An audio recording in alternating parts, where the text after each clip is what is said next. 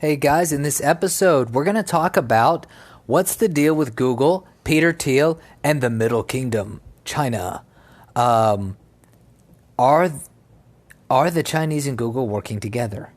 And what's going on with Honeywell and making parts for tanks that are being sent over to Taiwan? Should they have something to fear?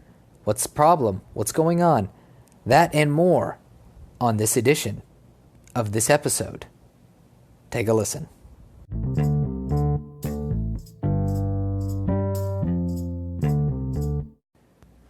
So, Peter Thiel calls out Google. What is going on here?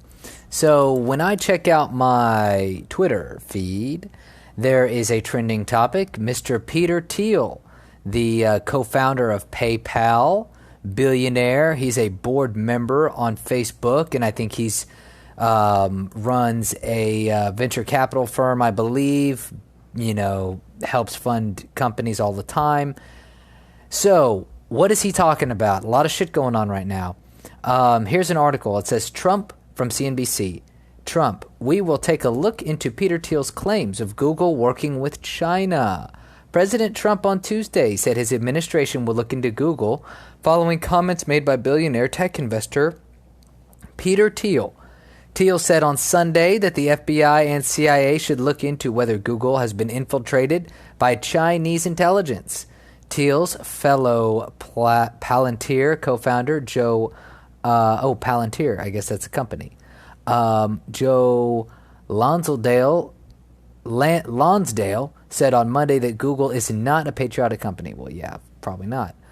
President Trump, blah, blah, blah. Billionaire tech investor Peter Thiel believes Google should be investigated for treason, Trump said in a tweet. He accuses Google of working with the Chinese government.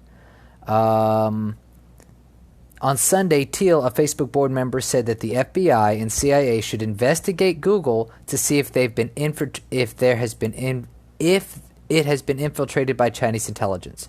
Number one, how many, and this is quoted from him, number one, how many foreign intelligence agencies have infiltrated your Manhattan Project for AI, artificial intelligence? Thiel said, according to Axios. Number two, does Google's senior management consider itself to have been thoroughly infiltrated by Chinese intelligence? Number three, is it because they consider themselves to be so thoroughly infiltrated that they have engaged in the seemingly treasonous decision to work with the Chinese military and not with the U.S. military? Thiel said during the National Conservatism Conference in Washington. So let's check this out a little bit. Google working with China. Google working with China. Let's see what's going on here. Quick Google search. So obviously I would like to find these tons of articles being written. So last year Google did work on a censored search engine for the Chinese. But I don't know if there's anything about military involvement. Google working with China military. So this is obviously a trending topic right now. Google hits back, denied. I think that's what we're all trying to figure out is what Google is doing. What is Google doing to directly benefit the Chinese military, the PLA? Let's see. And because apparently we all know they don't want to work with the Pentagon. So Google's work in China is providing a direct benefit to the Chinese military. So this is an article from March 15th. Google is helping China's PLA. The chairman of the Joint Chiefs of Staff has told Congress on Thursday. The work that Google is doing in China is indirectly benefiting the Chinese military.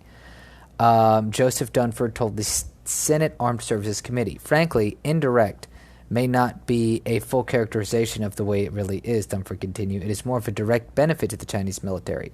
Google announced last year that it will cease working with the Pentagon on a project to have artificial intelligence analyze footage from drones. Yet the massive company has opened an artificial intelligence center in Beijing. I have a hard time with companies that are working very hard to engage in the market inside of China and engaging in projects where intellectual property is shared with the Chinese. which is synonymous with sharing it with the Chinese military, and then don't want to work with the U.S. military, Dunford said. Okay, so let's say that this is probably the point of contention here. There's also another thing. So the Google did agree last year, according to several sources, that they were going to help the Chinese government build a censored Google search engine, which Google's already pretty damn censored over here, but a Chinese version of a censored Google Internet. So that's one thing, right? So the question is, you could say, who's running that? Obviously, the government is running the censor, the sensory powers, they're the ones in control. Maybe that's military. You could argue that that's a direct link to the military. But then you have this other situation. So before I pontificate more on this, let me run some ads, and I shall return. So back on topic here. So Joseph Dunford, who is a Marine general, and was talking last year. It says the chairman of the Joint Chiefs of Staff, I guess he's the chairman of the Joint Chiefs of Staff, anyway, a high-ranking member of the military, has basically said that Google has refused to work with the U.S. military on artificial intelligence. However, is working in Beijing, has an artificial intelligence center, and is likely sharing that information with the Chinese government, which is likely being directly used by the Chinese military. So that is probably the biggest concern, and it's obvious. So there's a lot of accusations, and this is part of the thing with Huawei. Actually, this is all kind of tied in, that big companies in China, major companies in China, basically are under conditions where if the Chinese government says, we want your information, we want your intellectual property, we want to see the code, that they have to do it. And that is aside from the fact that there's a lot of state-owned big companies in China that are partially owned by the government to begin with. But China has lots of different laws and regulations that you have to abide by to do business there, and some of them have to do with IP sharing, some of them have to do with, and when I say IP sharing, I mean like you have to partner with a Chinese company, and you have to, work with other Chinese entities. Like it's not like here in the U.S. where maybe you could just set up shop and start working. Of course, I'm sure you've got to fill out plenty of bureaucratic forms here as well. But over in China, and a lot of times for foreign firms to do business there, you have to get involved with other Chinese companies in order to share your expertise with them. And that is like at a minimum in a lot of cases. I remember when I was there, there were some foreigners that wanted to open like a English school because that's really popular there and you can make a lot of money. But in order for one of them to do it, if I remember this correctly, he was really relying on his wife's connections because his wife was Chinese. And it was like there had to be a percentage of Chinese ownership for him to start the business there. Like he couldn't really start an official business in China without some kind of Chinese partnership or ownership. So this is probably similar, without being totally educated on the matter, I would imagine that's similar to what's going on with Google in China. Now, that doesn't even address the fact that if that's not the case, which it probably is, they probably do have to do a certain amount of work with Chinese companies or Chinese government, that if the Chinese government says, hey, this is what we want to do, then, if we want to take a look at your code or we want to seize some of this intellectual property, Google might do that. This is interesting to me because, I hadn't really looked into this. But what's interesting is how with Trump's, with the ban on Huawei, we had a situation where Google is going to basically suspend the Huawei license, right, for them to use Android on new upcoming devices. And what's interesting about that is shortly after, then Google and some other companies were like, hey, this isn't a good idea. This isn't a good idea for anybody, right? We should do business with Huawei. And what is interesting to me is that we haven't got to that point yet where Huawei would be totally shut out of the market. But I wonder if Google would actually follow through, because it looked like Google was going to follow through with Trump's orders. But if Google is actually under the thumb partially of the Chinese government, then I find it difficult that they would be able to follow through with any order from Trump. So, even if it's legal, I could see stuff just being leaked out the back door. So that's interesting. The other question is, people are trying to figure out why they would do this, right? So not being educated in this particular matter, there could be a lot of reasons for the AI stuff being over there. I don't know. It could be that, in China, they don't have a lot of ethical restrictions, right? So maybe one of the things with China is that since there's not a lot of ethical restrictions, like maybe testing on people or running experiments, social experiments with people, maybe Google feels more comfortable being engaged in China because they can run social experiments with AI that they'll get in trouble for running here in the States. That's a possibility. Regardless, it is concerning. However, we also got to remember that before any solid details come out, because right now this is he said, she said, right? Peter Thiel is accusing them of working with the Chinese. We don't really know the details, even though we may be able to assume some things from the business environment in China. We don't know for a fact what's going on. Also, Peter Thiel is on the board of Facebook, and maybe there's some competition there, and maybe that's what some of this is. We don't really know. So this is something interesting to watch. I think we should all pay attention and see if anything comes of it. Peter Thiel's a smart motherfucker, and he's rich, so it's worth paying attention to at least what he's got to say, in my opinion. Now I want to shift gears and talk about the continuing situation with Taiwan and the U.S. There's an article here from the South China Morning Post.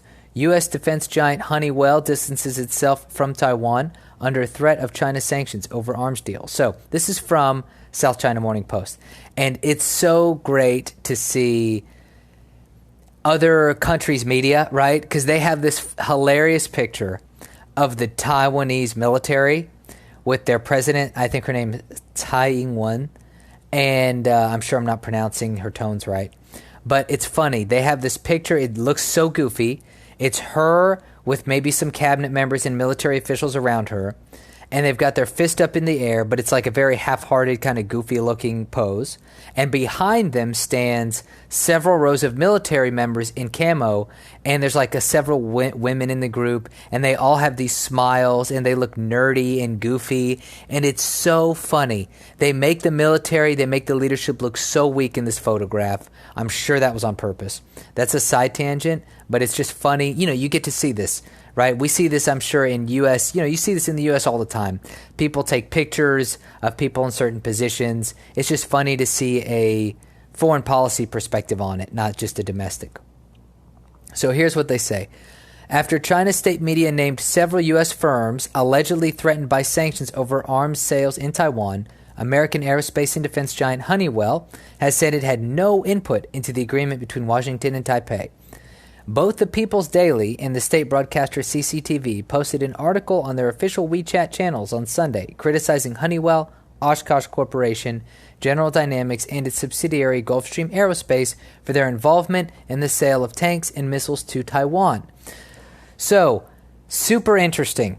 I've said so before that basically what I've learned about China is that, the state-run media are basically an alternate optional mouthpiece for the Chinese government. So if the Chinese government doesn't want to directly get involved but still wants there to be their sentiment involved, then they can use things like the People's Daily, CCTV, I'm not even sure, maybe even the South China Morning Post, which I'm reading. So it's just interesting, and I guess it provides them options. Right? So instead of the government taking an official stance, it's like the paper comes out and says, well, we could do this to you. They did this with the rare earth situation. They came up with some, I believe the People's Daily was running some articles about rare earth mineral restrictions about a month or two ago. And so I think they do this for a few reasons. One, it's to send a message about potential retaliation. And I think two is to gauge reaction. right? So they continue. It says, the U.S. arms sale is penny wise, pound foolish. They sell weapons to Taiwan, but they lose their market in China. And their non-military products will be boycotted in China too. What's interesting is that these are threats, though, right? So, like, that still might not be the case. It's kind of interesting that I feel like this trade war should be an education for everybody about how strangely integrated the world is. We always knew that there was a strange integration. Maybe we didn't. Maybe we weren't all aware. I mean, besides the fact that you go to the store and almost everything there that's not food related is made in China, you have a hard time remembering what's going on here, right? So with the Huawei situation, here's what I find interesting. The strange integration.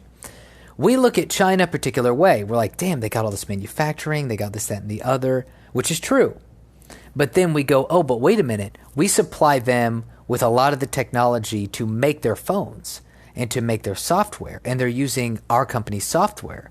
And so it's like you have this weird situation where we have these giant companies from different countries that are totally relying on each other for market and for either supply or for market share. It's just so interesting to see this happen. I'm not exactly sure the best way to say this in a concise manner, but the interdependency between large corporations of various countries and either markets in different countries or the supply chains of different countries has never been so painfully obvious to me than it is now. I think I've had a general idea about supply chains or, kind of, oh, well, they sell this to us, we sell this to them. But I didn't really think about how, oh, well, they might be manufacturing all the stuff we use, but all of their phones run on software that we make, right? Like, it's such an interesting dynamic that I don't think we all realized was actually in front of our faces. And I think a lot of people didn't want us to see that for various reasons. So anyway, this article is just talking about how Honeywell is trying to distance itself from the sales to Taiwan. If you don't know, there was a deal made to sell a bunch of tanks and missiles to Taiwan. This is very controversial because Taiwan and China have a very tense relationship because China claims Taiwan is theirs. Taiwan claims to be independent. They have a very strange history. And we don't even actually recognize Taiwan as a country.